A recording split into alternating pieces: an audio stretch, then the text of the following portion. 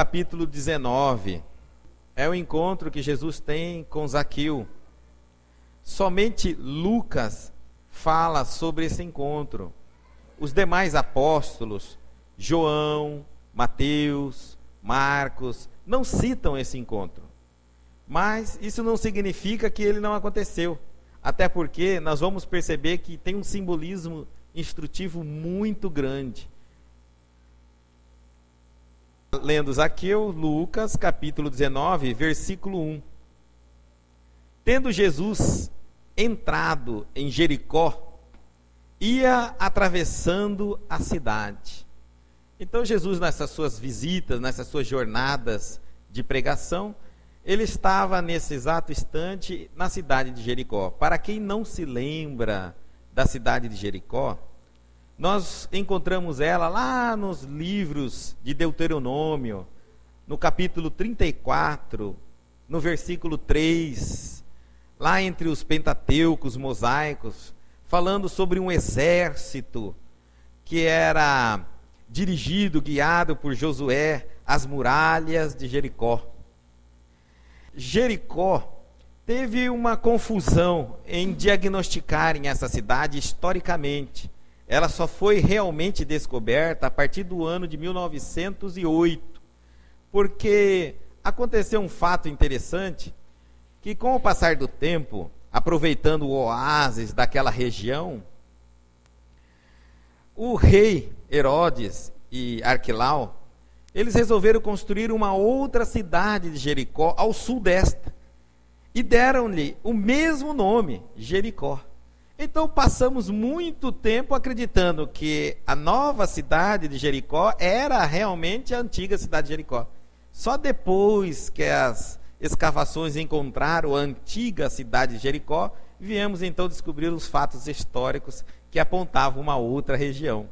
Ela fica aproximadamente 7 quilômetros a oeste do Rio Jordão, 11 quilômetros do Mar Morto, entre 26 e 30 quilômetros de Jerusalém. É essa a antiga e a original cidade de Jericó. Jesus estava ali passando, adentrando naquela cidade, pregando, ensinando, e ali havia um homem chamado Zaqueu, o qual era chefe de publicanos e era rico. Deveria ser, para ser o chefe dos publicanos, cobradores de impostos faziam da seguinte forma: eles pagavam uma taxa ao governo romano e depois iam cobrar isso do povo. Por isso havia as extorsões. Vamos supor que eu comprasse uma cota, porque ninguém teria condição de cobrar todo o imposto que Roma iria cobrar de Jerusalém, de Jericó, seja de qual for a cidade. Então eu comprava a cota que eu tinha condição e depois eu cobrava, eu tinha direito, eu tinha o apoio das leis romanas para cobrar, para receber esse imposto cobrado. E naturalmente eu podia cobrar quanto eu quisesse. Por isso que havia essa exploração. Os cobradores de impostos, que eram mais, como eu podia dizer, exploradores, mercantilistas, eles exploravam mesmo o povo, porque tinham o amparo da lei romana. Então havia ali um homem chamado Zaqueu, ele era rico e era chefe dos publicanos. Só de dizer isso, vamos lembrar que Mateus era um publicano, ele era um cobrador de imposto, e não era um dos chefes. Provavelmente era funcionário de Zaqueu, porque Zaqueu tinha toda aquela região, inclusive Cafarnaum. Cafarnaum era a cidade onde Mateus tinha a autorização romana para agir como cobrador de imposto. Então, provavelmente, quase que certo, nós chegamos a uma conclusão que Zaqueu era chefe de Mateus. Há uma coisa também naquela época em que os chefes, os publicanos, que eram os trabalhadores judeus, hebreus, e que trabalhavam a favor do Império Romano, e isso era contra a sua raça, o seu povo, os judeus, eles eram mal vistos pelos judeus. Tanto que eles não serviam de juízes e não eram aceitos nas sinagogas, não serviam de testemunho para absolutamente nada. Eles eram realmente excluídos totalmente. Mas havia aí, não só por conta da exploração e de acharem que eles, esses cobradores de impostos, traíam o seu povo quando o exploravam.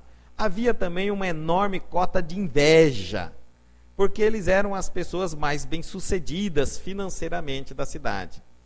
Lembremos que o cobrador de imposto daquela época ainda existe. É o fiscal da Receita Federal atualmente, que é hoje muito invejado por nós, mas também falamos muito mal deles.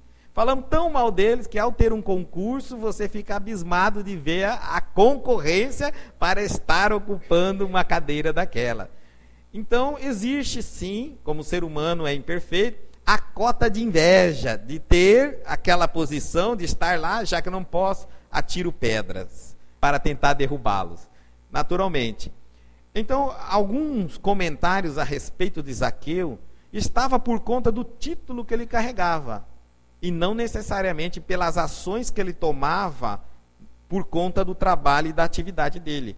O que demonstra que às vezes encontramos pessoas corruptas em todos os postos que nós imaginarmos humanos. Mas isso não significa que o grupo inteiro é corrupto. Há sempre os honestos no meio de todo o processo. Então não basta que a gente pense assim, porque no Congresso todos são corruptos. Honesto. Aonde quer que você aponte? Nas igrejas evangélicas, nas igrejas espíritas, o catolicismo, todo mundo é corrupto. Não, tem os honestos. Na federação espírita, tem os corruptos, também tem os honestos. Em qualquer lugar, existem os corruptos e existem os honestos. Naturalmente, os honestos acabam ganhando, herdando o título dos corruptos, porque eles normalmente são mais ousados, aparecem mais. E os tímidos, que são os honestos, ficam a receber os títulos e tentam ali administrar a situação. Zaqueu tinha este título, o título que todo cobrador de imposto carregava naquela época e era tratado igualmente pelo povo. Não havia diferença alguma. Continuando, este procurava ver quem era Jesus. E não podia, por causa da multidão. Porque era de pequena estatura. Aqui é muito importante, ele era um homem, era um cobrador de imposto, mas tinha uma conduta diferente. Ele tinha uma autoanálise de si mesmo.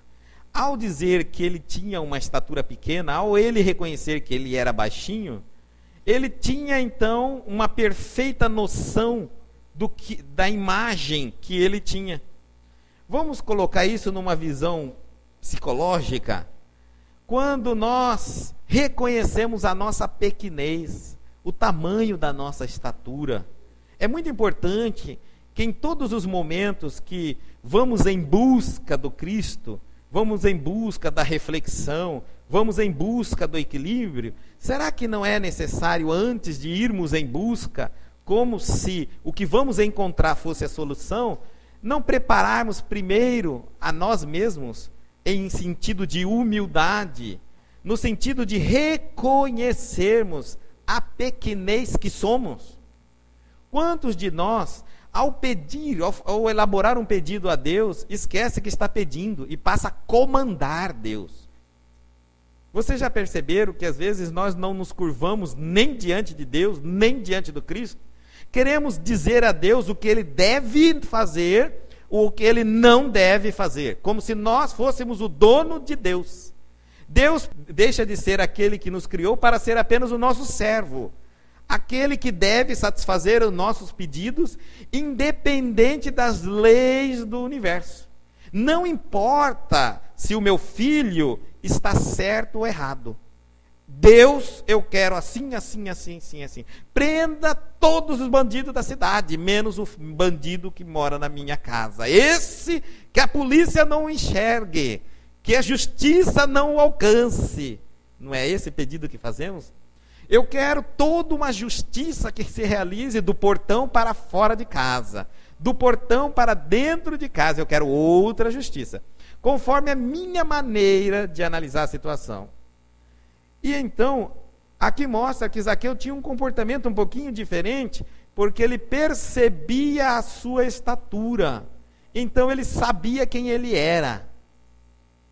Nós não sabemos quem somos. Muitas vezes nos colocamos títulos. Achamos que somos perfeitos, que somos anjinhos, que não erramos, que não falhamos, que sabemos tudo, que ditamos a última palavra. Observe. E ele não, ele reconhecia a pequenez dele. Então, ao ele ir em busca de Jesus, mostrando também que apesar dele ser um homem rico, está lá no versículo número 2, o último item, chefe de publicanos e rico. Aqui, o próprio texto bíblico já nos mostra, desde 2000 anos atrás, que a riqueza não nos traz felicidade. Ele era rico. Por que ele estava em busca de Jesus? Porque normalmente nós entendemos que só precisamos do Cristo e de Deus quando temos algum problema, seja ele de saúde, financeiro, relacionamento, espiritual. Dificilmente alguém busca Deus ou Cristo porque está muito bem na sua vida. Obrigado. Difícil. E até mesmo nesses momentos, são os momentos em que nós tiramos férias da nossa fé, da nossa religião, dos bons hábitos, dos bons costumes, e quando vêm as consequências, imediatamente corremos atrás. Está Zaqueu, que tinha tudo em nome do dinheiro, do material, e estava à procura do Cristo, de Jesus. Isso significa que ele tinha algo que ele via a mais do que os demais cobradores de impostos. Ele não era um cobrador comum. Daí porque nós vamos entender esse contato dele mais profundo com Jesus. Então, ao ele procurar saber mais de Jesus, ele já foi nessa caminhada, nessa jornada, nessa busca de encontrar o Cristo, reconhecendo a sua estatura, a sua pequenez. Ele podia ser um homem rico, um homem poderoso, um homem grande na terra, mas diante do Cristo ele era pequenino, baixinho, anão. Será que nós conseguimos medir essa diferença? Ou será que nós, ao encontrarmos o Cristo, achamos que somos igual e até estamos passando na frente? Será que conseguimos enxergar essa diferença? Ele conseguia ver. O que determina, o que demonstra que ele estava já por merecer esse encontro. Não foi um encontro casual. Enquanto muitos de nós estamos em busca do conhecimento, do aprendizado, do Cristo interno, mas estamos fazendo essa reflexão a caminho deste encontro, quem realmente somos? Quais são as nossas virtudes e principalmente os nossos defeitos? O que é necessário para trabalhar os nossos defeitos? E assim então ter o merecimento de um encontro com o Cristo interno nosso. Uma revelação interna nossa. E ali ele diz assim, mas ele não podia, porque havia uma multidão que impedia aquele homem, Zaqueu, de encontrar o Cristo, de ver o Cristo. Essa multidão, ela é representada pela multidão de problemas, de dificuldades, de desafios existenciais que nós enfrentamos. Essa multidão representa exatamente isso. Todas as vezes que nós vamos em busca de algo melhor, não pensem, não criem a ilusão de que será muito fácil, que o caminho é só descida, é só largar o corpo, que não precisa nem sequer suar a camisa, nem se mexer.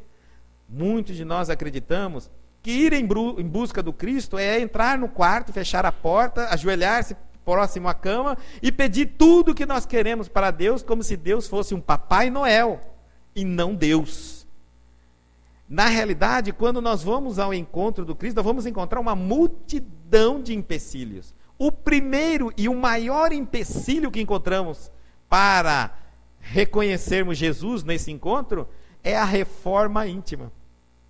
Nossa, como é terrível, como é dificultoso fazer a reforma íntima. Diagnosticar os nossos defeitos, trabalhar nela periodicamente, incansavelmente, persistente, insistente, não é fácil. Quem está nesse caminho sabe que ele não tem fim, porque nós não nos tornaremos perfeitos, não nos tornaremos santos numa única existência. Então esse trabalho começa nessa existência e vai se prolongando a outras e outras e outras reencarnações. Não sabemos até quando, porque não sabemos quando nos tornaremos perfeitos. Muitos defeitos dentro de nós nem sequer foi percebido por nós mesmos. alguns inimigos, que na realidade acaba se tornando o maior diagnóstico nosso, são aqueles mais ousados, são aqueles que viram na nossa cara e dizem, você é assim, assim, assim. São defeitos que às vezes nós não reconhecemos em nós, mas eles enxergam, porque eles não querem tampar o sol com a peneira. Então o que é que eles fazem? Eles viram para nós e divulgam os nossos defeitos literalmente, sem pensar se isso vai machucar, se vai incomodar, porque nós entendemos muito que amigo é aquele que fala sempre o que o outro quer ouvir, porque quando na realidade amigo é o que fala o que necessitamos ouvir. Por isso excluímos os inimigos do campo de amigos, não é isso? Porque eles querem o nosso mal, mas no entanto nos falam a pura e a máxima verdade a nosso respeito. Afinal de contas, se fizermos uma análise, não temos inimigos por acaso, gratuitamente. Sempre uma briga a três verdades: a verdade de um, do outro e a de Deus. Então, nesse sentido, ninguém está passando por injustiça nenhuma. As injustiças, elas existem. O que não existe são os injustiçados dentro da visão divina. Daí porque, então, ele percebeu a pequenez, o quanto que havia ainda por enfrentar, que era a multidão. O enfrentar dele é de si mesmo. Quantos empecilhos ele iria encontrar, quanta dificuldade estava dentro da pequenez, da estatura espiritual dele, para conseguir ter um encontro com Jesus. E o que ele faz? Ele desiste? Muitos de nós desistimos. Muitos de nós paramos a trajetória, né, e justificamos exatamente isso. Não, eu até tentei, mas aí tinha muita gente. Eu até tentei, mas aí era muito difícil. Eu até tentei, mas tinha que estudar. Eu até tentei, mas não tinha tempo.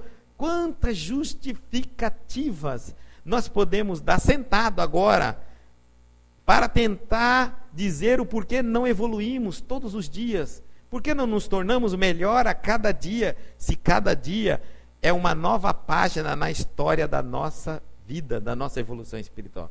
Por que às vezes estamos vivendo hoje em lembrança do que vivemos ontem? Se o ontem é ontem, o hoje é hoje. Por que às vezes estamos no dia de hoje sempre com o olhar no amanhã?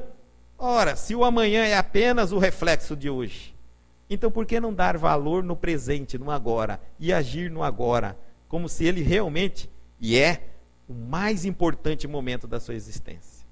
O amanhã compete a Deus e o passado é imutável. Não perca tempo. Ele desiste? Não. Ele correndo adiante, aí ele está. Ele tomou uma atitude. É importante nós entendermos que quando encontramos o conflito, temos que superar 4 obstáculos dentro de nós. O primeiro obstáculo, a paralisação. Observe que toda vez que você enfrentar um conflito na sua vida, a tendência sua é ficar parado, estagnado, extasiado. Alguns, muito poucos, tendem então a reagir. Aí ele cai no segundo maior obstáculo, persistência. Porque aqueles que tentam reagir diante de um conflito, não vai dar certo a primeira tentativa dele. Quem disse que vai dar certo? Então, se ele não for persistente, ele para. Porque ele vai dizer simplesmente assim: bem que eu tentei, mas não deu. Aí eu percebi que era a vontade de Deus mesmo. E desiste. Porque o perdedor não é aquele que para de lutar, não. É aquele que desiste da luta. Porque enquanto você estiver lutando, você tem um título: lutador. Vitorioso, vitória já é o resultado de uma luta. Se você desistiu, jamais será vitorioso. Você é um derrotado.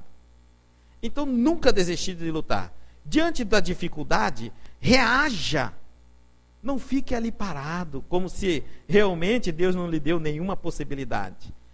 Segundo, seja persistente. Terceiro, um grande empecilho que você, grande, o tamanho de uma multidão que você vai enfrentar, é o medo. Porque nós temos medo da incerteza, nós temos medo do amanhã, nós temos medo de ir para uma direção que nunca fomos, temos medo de fazer o que nunca fizemos, porque nós temos medo de assumir as consequências dos nossos atos. Afinal de contas, milênios de anos, as religiões tradicionais vêm pregando que aquele que erra é pecador, e quem peca merece ser castigado. Castigado por quê? Por Deus. E perseguido por quem? Pelo demônio. Então eu não quero nem arriscar, pelo amor de Deus. Você está entendendo? É melhor eu ficar aqui do jeito que está, ruim com, pior sem. Não é verdade.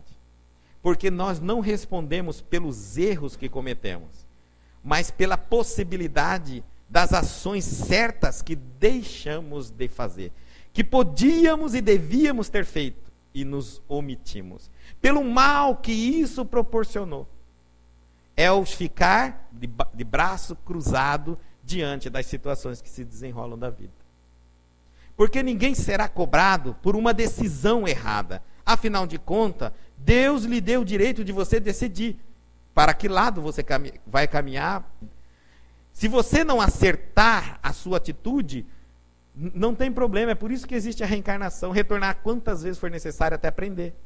Agora, dizer que não faz nada porque tem medo de errar e amanhã ter que voltar para fazer, esse é o maior erro.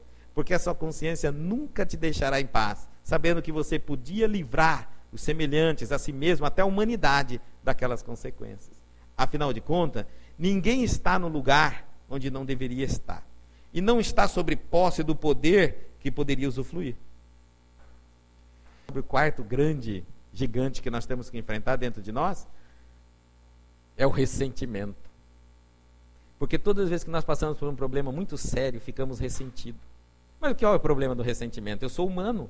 O problema do ressentimento é que a mágoa não deixa você enxergar os seus problemas, as suas dificuldades e os seus erros.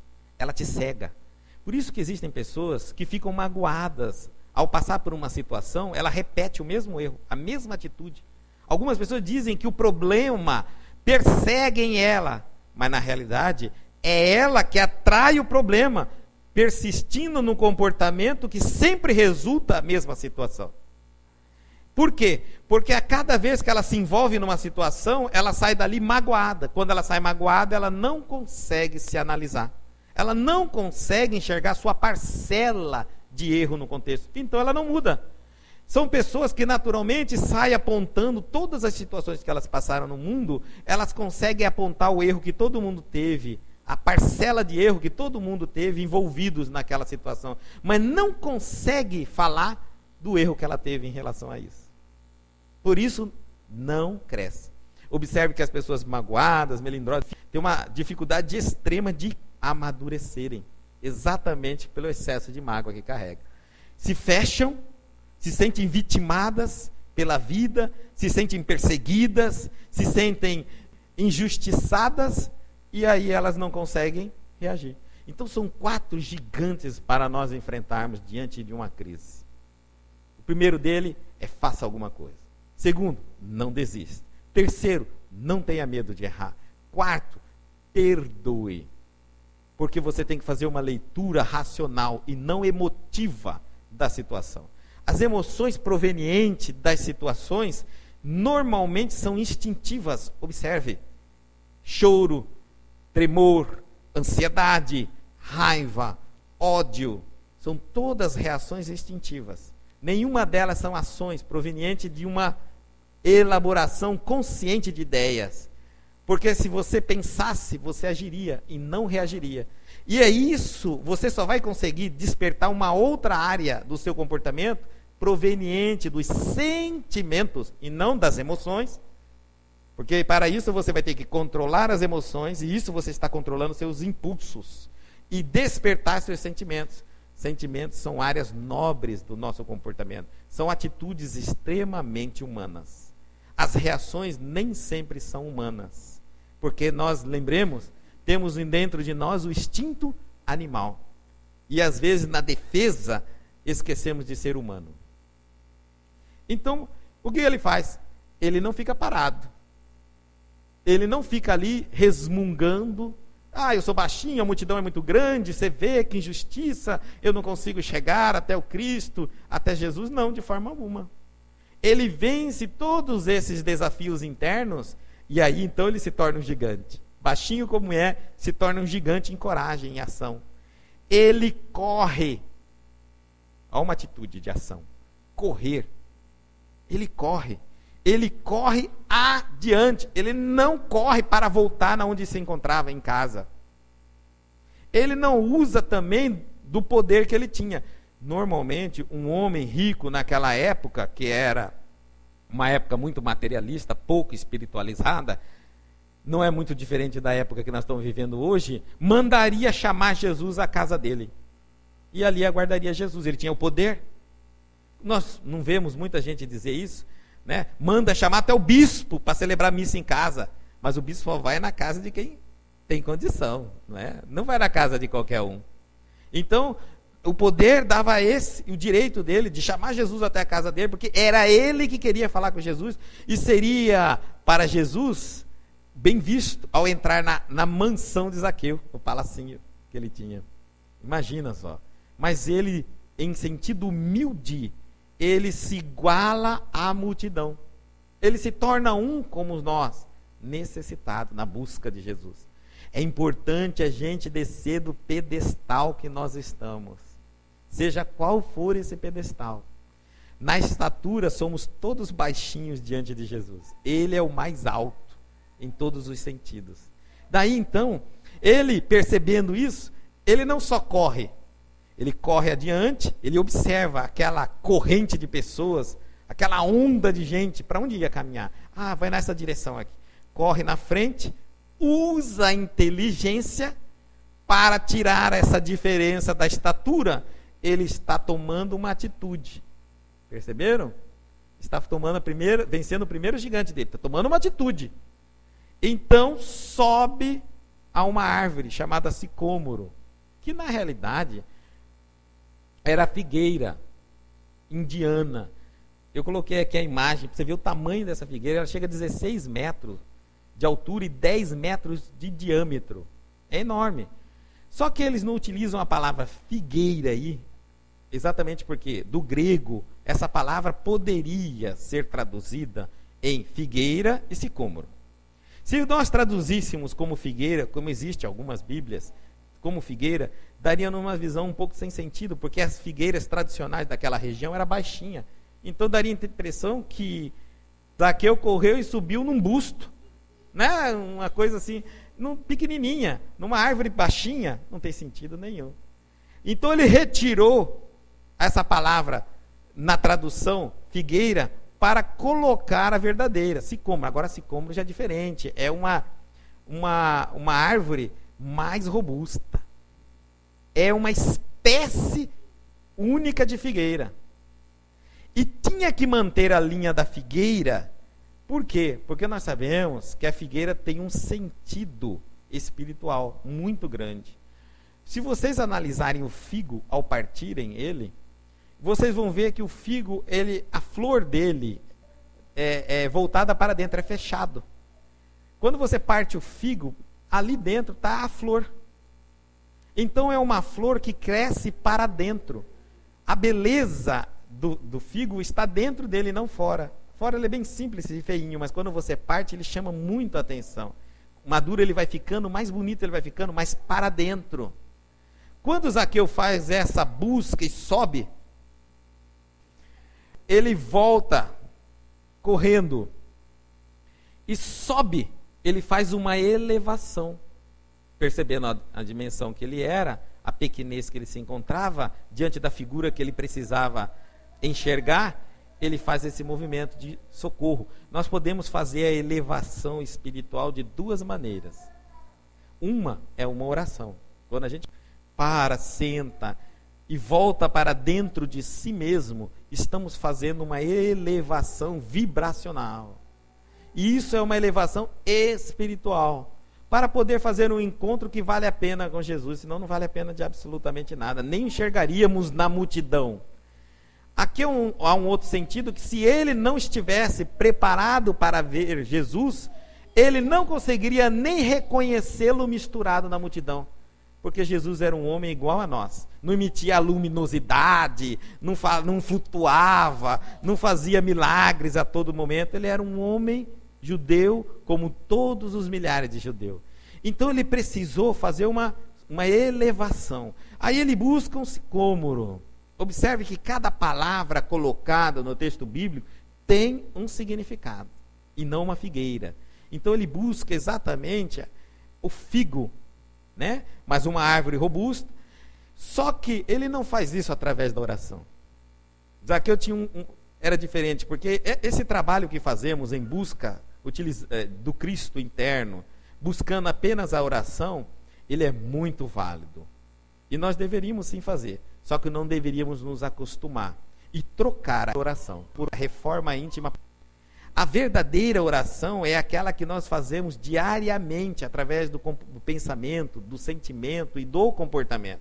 Não é somente nos momentos em que necessitamos entrar em contato com o Cristo interno, com Deus. Essa verdadeira oração é aquela que nos torna melhor a cada instante, estando nos preparando cotidianamente para encontrar-se com o Cristo, porque a gente não sabe que hora que ele chegará na nossa cidade e visitará o nosso lar. Eu estou falando aqui, não é a cidade física, nem o lar físico. Quando é que ele vai visitar o seu coração, a sua vida, a sua mente? Em que momento uma ideia maravilhosa de amor, de paz, vai lhe visitar? Se você não estiver em oração, preparado, você não vai nem entender essa ideia. Você vai enxergar uma notícia e vai enxergar só o lado ruim da vida.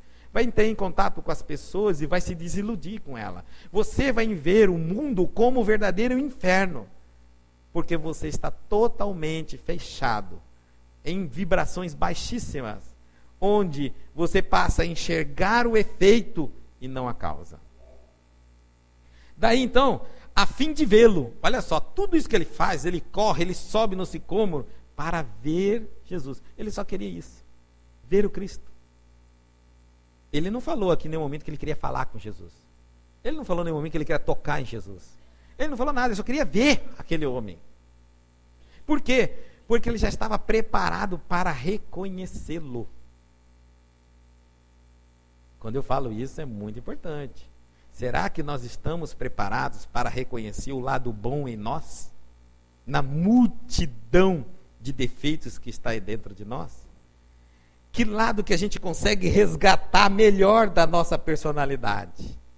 Quanta gente não diz assim, Guto, eu não me meto em determinadas situações porque eu tenho medo do que eu vou fazer. Eu tenho medo de mim mesmo. É exatamente isso. Está se escondendo de si próprio. Está ainda com medo de enfrentar os seus desafios, os seus defeitos, os seus vícios. E ele estava pronto. Então, porque havia de passar por ali. E então, quando Jesus chegou àquele lugar, olhou para cima e disse-lhe. Você já imagina, você está ali apenas para ver o homem. Aí o homem passa e olha para você. Você é no meio de uma multidão. Por que ele parou e olhou? Segundo narra os escritores, os exegetas, Jesus para e fita mesmo Zaqueu. Fica um tempo olhando para ele. Ele não fez mais ou menos uma coisa disfarçada e muito rápido. A multidão parou de caminhar, ele parou e olhou para Zaqueu. Zaqueu então deve ter pensado, o que é que será? Eu estou fazendo alguma coisa errada? Estou cheirando mal? Por que eu estou me olhando? Não fiz nada, não joguei pedra, não foi eu que gritei, né? Por que o homem parou? E ele diz assim, Zaqueu, desça depressa. Porque importa que eu fique hoje em tua casa. Ele se vira e chama ele pelo nome, Zaqueu. Para Jesus chamá-lo pelo nome, ele não era uma pessoa comum. Ele era uma pessoa reconhecida, se não no mundo da terra, no mundo espiritual. Jesus tinha informações dele. Vamos utilizar o lado mais lógico da situação, saindo do lado místico. Será que Jesus olhou para ele, adivinhou o nome dele? Né? A gente adoraria, a gente adora milagre, a gente adora mágica, né? Nossa, como é... fulano era surdo, enxergou e ouviu, era manco e passou a andar normal, tudo milagroso, a gente adora. Mas vamos pensar, dentro de um processo lógico, Mateus era um apóstolo de Jesus, era funcionário de Zaqueu, sabia que ele morava na cidade de Jericó, andando com Jesus, recomendou: Jesus, eu tenho um amigo, chama Zaqueu, aqui nessa cidade. A casa dele é enorme, bonita. Ele era meu chefe. Com essa multidão que segue você, dá de todo mundo ficar lá naquela casa. Nós e as mulheres que nos servem. Não podia ser assim? Não era muito mais fácil, mais tranquilo? Então vem cá, Jesus, segue que eu vou te levar na casa de Zaqueu. Passando por Zaqueu: olá, Jesus, aquele lá que é Zaqueu, é o dono da casa. Zaqueu, desce daí. Não tem uma lógica, mas se isso acontecesse, fosse falado, todo mundo ia dizer: então Jesus não é Jesus. Né? Porque a gente adora luzes, som, cor, desmaio, tremor, mudança de voz, tremelique para cá, não é isso? A gente adora, nada pode ser natural. Eu não posso chegar num lugar, fazer minha oração, e ali meus problemas vão se diluindo de acordo com as minhas ideias fixas. A esperança vai penetrando no meu coração naturalmente, porque eu estou numa psicosfera saudável.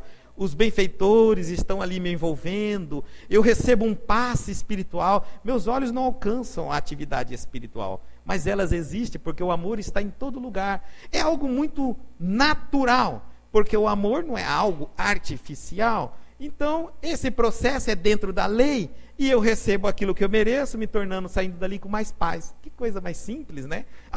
Mas assim não funciona. Ninguém sacolejou, ninguém falou uma palavra, ninguém gritou comigo, não mexeram nenhum símbolo na minha direção, não fizeram fazer uma promessa nenhuma, não me chamaram pelo nome, não gritaram, não adivinharam minhas necessidades. Não precisa. As coisas são muito simples. Mas Jesus fita então Zaqueu e diz a ele assim: Zaqueu, desça depressa, porque importa que eu fique hoje em tua casa. Nesse instante, Jesus não estava preocupado com a fama que Zaqueu tinha. O que o povo hebreu iria falar dele? Mas se esse é o Messias e fica andando com os cobradores de impostos, com o chefe deles, o pior, é o maior ladrão. O chefe geralmente é o pior de todos. O pior que existe é o chefe. Sempre os funcionários, a gente dá uma desculpa, sabendo que cada um tem o chefe que merece. Então, aí dentro daquela situação, olha, Zaqueu, ele está se encontrando na casa de Zaqueu, ele é igual, vai lá talvez receber parte da propina, do dinheiro que Zaqueu tira de nós. É isso, é tudo isso que o povo estava falando. Você imagina o comentário que era Jesus caminhando do lado de um homem de má fama. E nós estamos falando aqui de um povo machista, apegado nas suas leis, nas suas tradições. Vixe, Jesus já estava condenado ali. Ele nem pensou nisso. Porque uma pessoa de bem, uma pessoa ética e uma pessoa moral, com atitudes morais, ela não pensa com quem está com ela. Porque o orgulho é dela ser o que é. E deixar que os outros de má fama usufruam da sua moral. A sua sombra faz bem àqueles que necessitam. Não é ela que corre do mal, é o mal que se afasta dela. Porque se envergonha de estar ao lado de um homem de bem. E tem um pavor desse homem de bem perguntar alguma coisa que ele tenha que confessar o erro. Não é o bem que corre do mal, que se esconde do mal, que se protege do mal. Quando nós vemos pessoas utilizando guarda-costas para se proteger, deve ter medo, deve temer muitas coisas, não só a violência, mas o encontro às vezes com a verdade. A qualquer um que possa chegar na sua roda e perguntar-lhe algo que ele não esteja preparado pelos contadores, pelos juristas, pelos advogados, por tudo mais, bem amparado para não cair numa armadilha e ter que falar a verdade e ir preso. Então ele põe os guarda-costas para manter o povo afastado e intocável. E marca entrevista, desde que seja mandado com aviso prévio as questões, para que ele as analise, vê se as respostas dão cumprimento. Tem toda uma equipe bem preparada. Por isso ele busca fugir da multidão. O homem de bem é aquele que entra assim, pronto, comum. Quando avisaram Mahatma Gandhi que ele seria assassinado, pensavam que ele buscaria os seus segurança, o povo que acreditava nele, e ele disse: se eu não morrer pela verdade, que adianta? Minha luta não teria sentido nenhum. Nós sempre esquecemos, o mal também sempre esquece, que ao nós destruirmos a verdade, nós colocamos adubo, e ela se torna cada vez mais forte. Observemos o primeiro fato que não muda a nossa história. Ao assassinarmos Jesus, o tornamos o ser mais conhecido do mundo. O mais conhecido. E a forma sangrenta e a forma violenta, injusta que fizemos o fato, escrevemos o nome dele para marcar por toda a história da humanidade. É isso mesmo. Porque quando nós estamos certo e correto, não tememos a morte. A morte física destrói o corpo. Porque meu reino, não é assim que Jesus disse? Não é deste mundo. O reino dos justos, dos bons, não é deste mundo. Então, ser assassinado, ser morto, ser injustiçado faz parte de um mundo que ainda não é o reino do Cristo. E ele andava assim, tranquilo diante da multidão, sabendo que todas as religiões queriam envolvê-lo, queria matá-lo, queria destruí-lo, queria preparar uma cilada. O povo que oscila muito, porque uma hora eu estou do lado de Jesus porque ele curou minha cegueira, mas outra hora eu estou do lado dos religiosos porque eles são mais poderosos. Quantos de nós também não oscilamos assim, não é? Nós também fazemos esse vacilo. Nós queremos auxílio do Cristo, mas negamos Jesus. Nós negamos Jesus. Eu conheço um monte de pessoas que são espíritas. E é a coisa que elas mais temem no local de trabalho. Alguém perguntar, que religião você é? Parece que vai morrer, vai ter um infarto. Alguns acharam uma forma muito interessante de dizer, bom, meus pais me batizaram no catolicismo. Ele não respondeu se ele é espírita, se ele não é. Por quê? Porque os espíritos são muito perseguidos no mundo hoje. São muito perseguidos. Observe, mude o canal de televisão, você vai ver, difícil, é muito difícil, um sacerdote, um padre, um bispo, um pastor que não fala mal dos espíritas. Não é verdade? É muito perseguido. Nós que estamos no trabalho do dia a dia aí, quantas perseguições sofremos, né? Projetos sendo tirados de cena porque, peraí, isso aqui é espírito, não pode espírito. E várias vezes. Então, Jesus, não estava preocupado com o povo. Disse a ele, desça, porque importa que eu fique hoje em tua casa. Você imagina, ele que só queria ver Jesus, agora receberia o Cristo pessoalmente na casa dele. Ia ter o direito de alguns momentos que a história não revela, porque a hora que eles entraram e bateram a porta, ninguém sabe o que eles conversaram ali dentro. Mas sabe-se que Zaqueu se tornou lá na frente um dos 4 primeiros bispos da igreja. Hoje, Zaqueu é um santo, comemorado no dia 23 de agosto pela Igreja Católica. Então, há uma conversa ali que mudou, ele se tornou o braço direito de Pedro. Alguma coisa aconteceu ali que Jesus o convocou, aquele homem. Jesus não convocaria que não teria condição de cumprir as suas convocações. Então, desceu, os exegetas falam que esse desceu é uma forma gentil de dizer, mas na realidade diz que ele caiu da árvore, né? Porque o susto foi tão grande, o impacto, que o homem pensou assim, se eu vou descer como minha perna está bamba, então eu caiu, buft. Você imagina, porque ele não estava imaginando que o homem ia reconhecer ele. Ele nem sabia quem era Jesus. Jesus já vira para ele falar, Zaqueu, chama ele pelo nome. Imagina a alegria daquele homem. Então, ele cai, pois a toda a pressa, e o recebe com alegria. Ele estava realmente preparado. Alegria, essa palavra, quando nós recebemos o Cristo interno nós, quando nós descobrimos ele dentro de nós, tem que ser uma pessoa muito preparada para sentir alegria. Porque normalmente a gente sente culpa. Se o Cristo aparecesse hoje pessoalmente aqui, muito de nós dificilmente encararia Jesus nos olhos. Porque saberia que não cometemos tantas coisas, tantos erros, a nossa pequeneza é tão grande, não dá. Você está entendendo?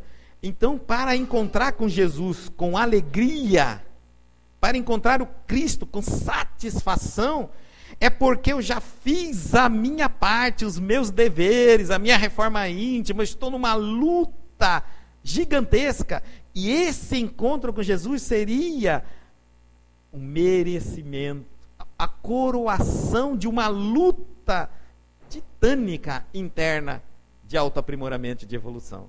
Aí é alegria. Caso contrário, se eu não estou preparado, minha consciência sabe disso, que eu não mereço encontrar com o Cristo, parece que, olha, que eu vejo o Cristo, ele veio me chamar a atenção, eu já corro para ele, já tento justificar tudo que eu fiz de errado, mas não perguntei nada, eu só vim te visitar. Não, mas aquele dinheiro eu vou devolver, aquela pessoa que eu trapaceei, eu vou fazer isso, fulano que eu falei mal, eu não falo mais. Porque se ele chega sem aviso, dá a impressão que ele chega e nos aguça a consciência.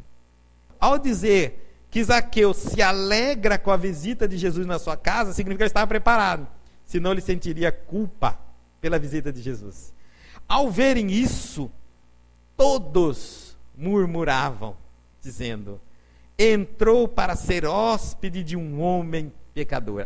O texto bíblico faz questão de deixar ali escrito o comentário popular, para que a gente não venha aqui falar, criar teorias. Não, está escrito o que o povo estava pensando. Olha aí, né? Ele foi ser hóspede.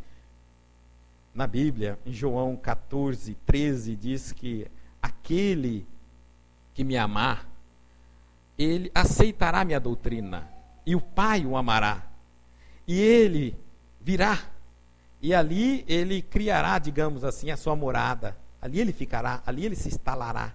Então está bem condizente. Zaqueu já havia preparado para receber o Cristo. Zaqueu, na busca, amava o Cristo. Então o Cristo foi visitá-lo em sua casa. É interessante. E Zaqueu, porém, levantando-se, disse ao Senhor: eis aqui, Senhor, dou aos pobres metade dos meus bens. Ele era um homem comum? Quanto de nós damos metade dos nossos bens aos pobres? Não tem, né? Então, para você ver, ele não era igual a nós.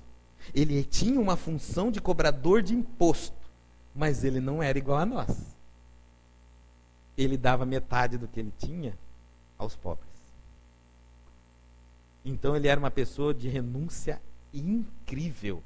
Aí ele continua: e se alguma coisa tenho defraudado alguém, eu lhe restituo quadruplicado. Se eu já dou metade dos meus bens aos pobres, naturalmente. Eu não dou só o supérfluo, o que não serve mais, o que não aguento mais vestir, o que me apertou, entendeu? Não. Do que ainda me serve, eu ainda dou algo àqueles que necessitam. Então a renúncia dele estava acima da nossa. Segundo, ele diz assim: mas se defraudei, se retirei algo indevidamente, se cobrei alguma coisa a mais de alguém, eu pago 4 vezes mais. E ele fala isso num tom alto a Jesus, para mostrar que aquela multidão que o acusava de um homem desonesto, explorador, realmente estava falando a verdade. Quantos de nós temos a coragem de subir num lugar e gritar: se eu roubei alguém, se eu fiz mal a alguém, eu pago 4 vezes mais? É muito difícil, tem que ter muita certeza, porque no meio daquela multidão pode levantar eu. Ele era cobrador de impostos, relacionado com uma multidão. E apareceu uma multidão de gente se ele fez isso. Ele estaria sendo louco. Metade dos bens ele dava, ele ia pagar mais 4 vezes o erro que ele cometeu. Acabou o dinheiro do homem. Enquanto que Jesus seria a marca da falência financeira dele.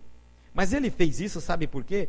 Para mostrar que ele era um cobrador de imposto muito diferente, mas muito especial. Alguém que estava fazendo os seus deveres espirituais, estava em dia com as suas obrigações espirituais, estava pronto para enxergar o Cristo, Jesus, estava pronto para ter um encontro com Jesus em sua casa. A casa é no seu coração, a casa nossa é a nossa consciência, o nosso templo. Ele estava pronto para encarar Jesus, porque esse encontro não seria para ele uma chamada, mas seria para ele uma alegria, uma felicidade, uma honra. Essa lei, restituo quadruplicado, ele está lá em Êxodo, tá? No capítulo 22, no capítulo 1. Ele fala quando você pega algo indevidamente. Agora, se você comete apenas alguns crimes mais simples, você só pagava 20%. Está lá no livro de Números, no capítulo 5, no versículo 6 e no versículo 7. Diz Jesus: hoje veio a salvação a esta casa. Hoje veio. Ele quer dizer o seguinte: não é a presença física de Jesus no lar que salvou a casa dele.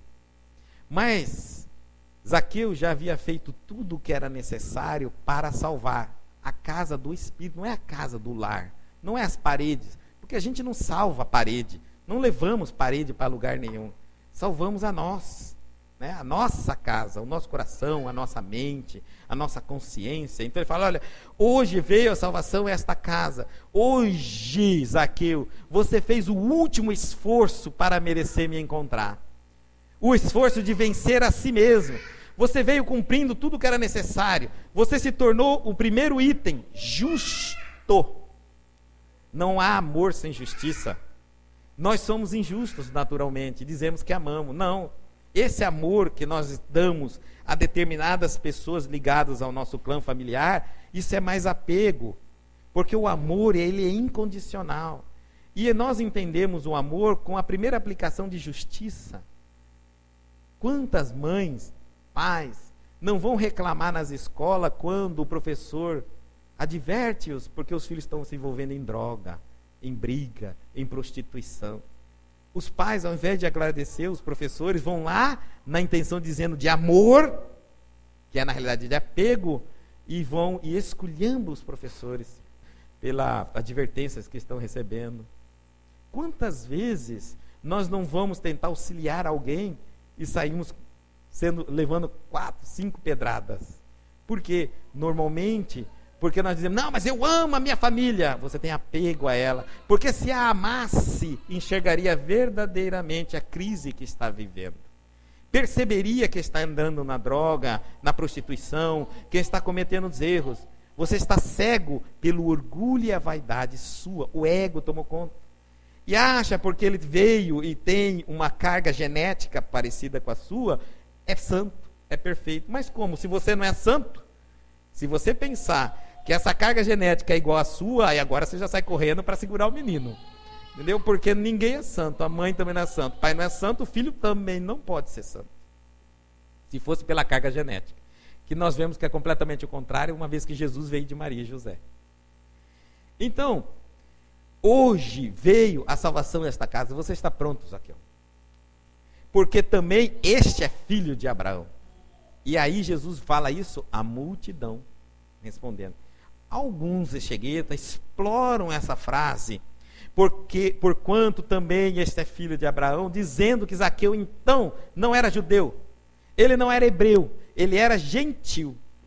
Mas eles se enganam, porque a palavra Zaqueu, ela é hebraica, pura e legítima, provando que ele era sim.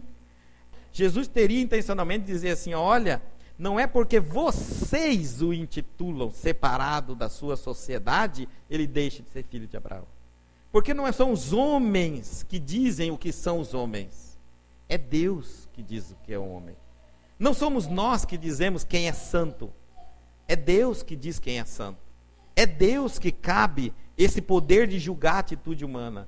Quantos santos que não são santos? E quantos não santos que são santos? Porque até todo movimento que o ser humano faz, há sempre uma política por trás, há interesses por trás do processo. Então nunca ele fica legítimo na sua realidade, nunca atinge o objetivo. Há sempre alguma coisa. Quando o que é julgado pela lei de Deus é a verdade. Então, por mais que o povo inteiro comentasse sobre Zaqueu, ele está dizendo, olha, porque esse também é filho de Abraão.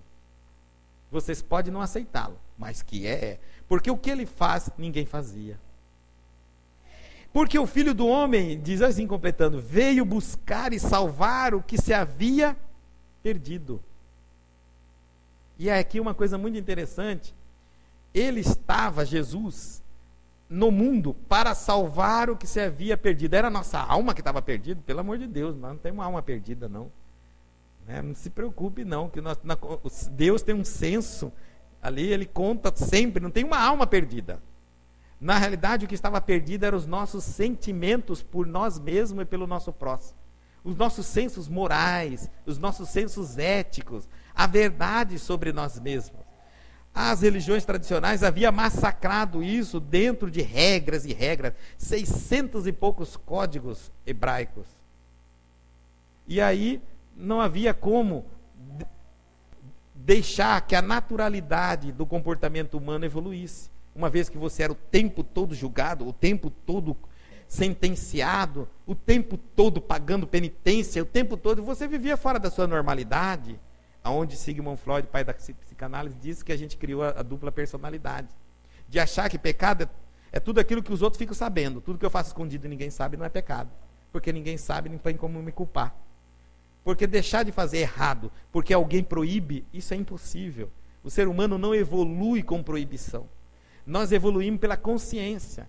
Então, é melhor aceitar os fatos errados e trabalhar na raiz da educação para tentar corrigir os efeitos do que ficar apenas proibindo os efeitos e deixando as causas à vontade cometendo os crimes. Ali está a salvação.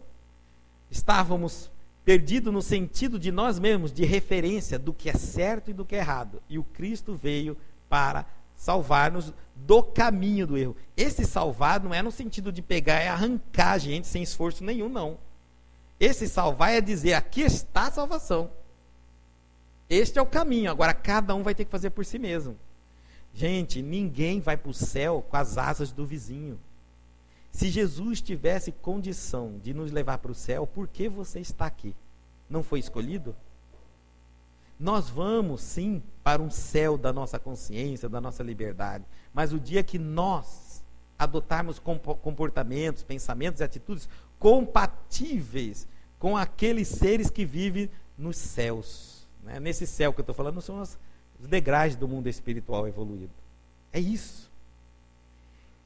E, finalmente, Jesus responde à multidão, adentra a casa de Zaqueu, faz o que ele tem que fazer. Zaqueu retorna completamente mais comprometido do que antes, porque tem um encontro definitivo com Jesus, marcando sempre que tudo que você faz, a gente sabe que é na esperança de encontrar felicidade, alegria, paz, harmonia, quem não quer? Mas que alguns tomam atitudes negativas para encontrar esse tipo de coisa. E outros tomam uma atitude mais assertivas, que levam elas realmente de encontro com aquilo que buscam. E quem pode definir isso? O Cristo. E como que eu faço isso? Estudando. Aí está. Nós entendemos que todas as ciências humanas têm que ter estudo, temos que ter prática, temos que ter exercício, mas ainda não aceitamos que o cristianismo, que nos vem através do esforço de estudo, da literatura, né, da prática e do exercício. Nós não aprenderemos a verdade em casa, caindo do céu, sem compromisso nenhum, sem nos obrigarmos a frequentar uma escola cristã, porque tudo dependeu da escola. A família até é uma escola. A família é uma escola. O cristianismo é uma escola, na qual nós precisamos de uma dedicação para conseguir iniciar, chegar ao meio e o fim, que nunca vai acabar o estudo cristão, porque não tem fim o estudo cristão. Vamos fazer a nossa oração de encerramento? Fechando então nesse instante os nossos olhos e vamos tentar relaxar. Senhor, esse Pai de infinita bondade, esse Mestre Jesus, somos tão pequenos diante de vós, temos tantos defeitos, sustentamos tantos vícios, alimentamos ainda para a sociedade uma imagem, mas ao voltarmos para dentro de nós mesmos, temos que retirar a máscara.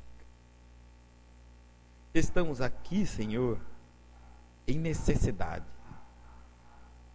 Vivemos neste planeta presos na cruz da carne para tentar nesse sacrifício espiritual a renúncia, a crucificação dos nossos defeitos e dos nossos vícios, matando o corpo físico para exaltar o espírito em sentido espiritual, vencendo os instintos materiais, corporais, para superá-los e deixar que as virtudes espirituais se prevaleçam. Nessa caminhada surgem inúmeras multidões que impedem-nos.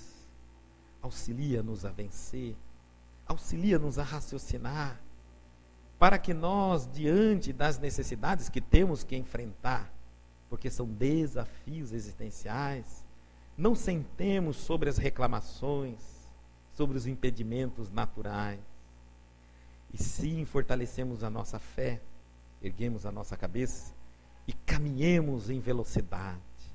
Não é uma velocidade apressada, ansiosa e desmedida, mas a pressa vem da necessidade, da busca de te encontrar tão rápido para alcançarmos a alegria, a paz e a harmonia.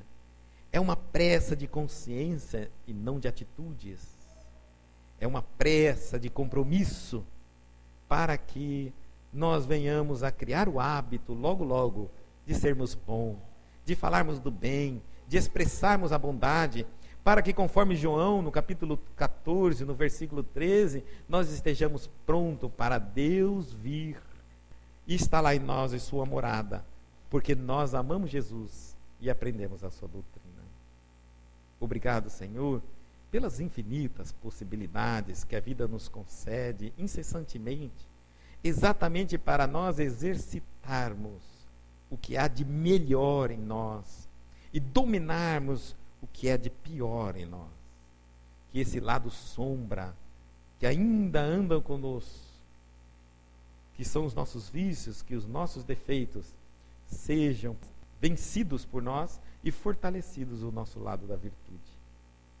Ensina-nos a te amar e a te servir, amando-nos e servindo-nos a nossa própria evolução.